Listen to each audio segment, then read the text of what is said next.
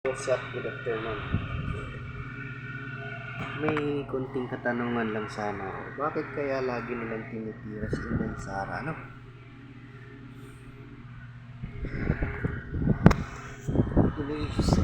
Tinitira si Inday Sara sa halagang 125 million pesos. DepEd confidential fund noong 2023.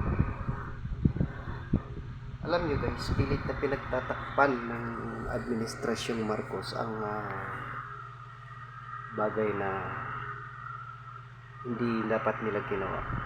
Katulad ng yung flood control na 1.4 billion everyday ang ginagastos para lang sa flood control sa buong Pilipinas na hanggang ngayon walang nakikita sa project na yun.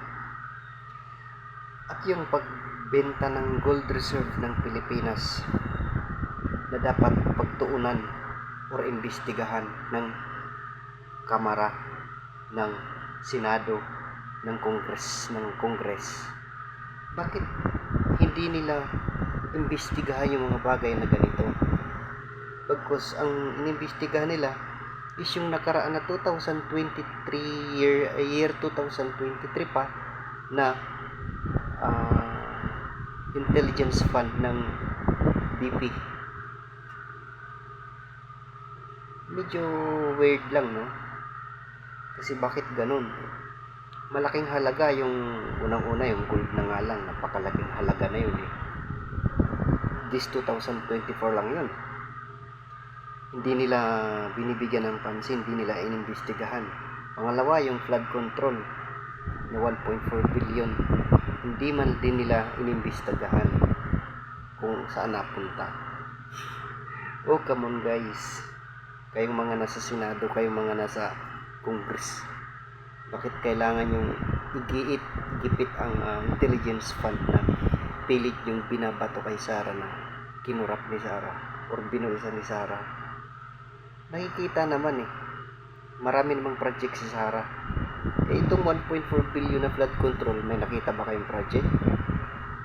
Wala, di ba? Masyado nyo namang ginigipit yung vice presidente. Kayong mga kongresista kayo, wala kayong kwenta. Dapat sa inyo ina-abolish ng Congress na yan eh.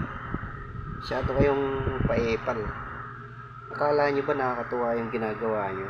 Sa pagtira nyo sa BP, lalo siyang umaangat. Hindi nyo ba naiisip?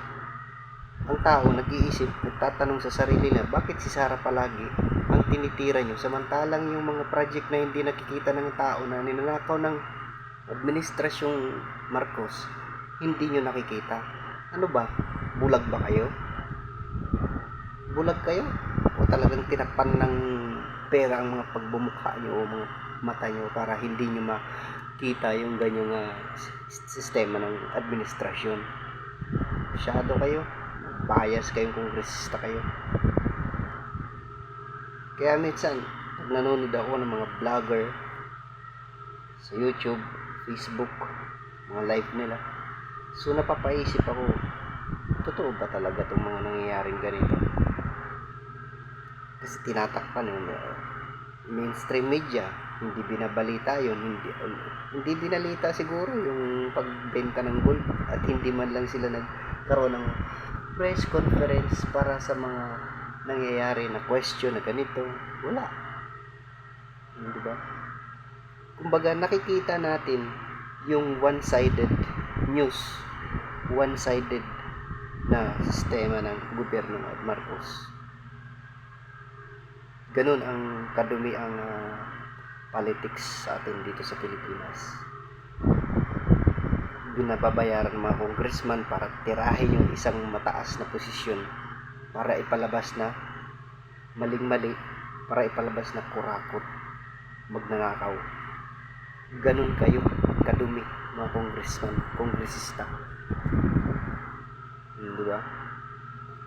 Pinapamukha nyo sa taong bayan na mali yung ginagawa ng BP, samantalang yung presidente na ayan nga 1.4 billion, tapos yung gold na binentang tuni-tunilada na gold reserve dapat ng Pilipinas yun, na hindi dapat ginagalaw yun. Bakit hindi nyo ginawa ng action or inimbestigahan? Napaka-unbiased ninyo. Kaya next dito sa botohan ngayon, Hindi ako buboto ng mga congressman, kongresista. Representative, hindi ako buboto ng party list, hindi. Shame on you.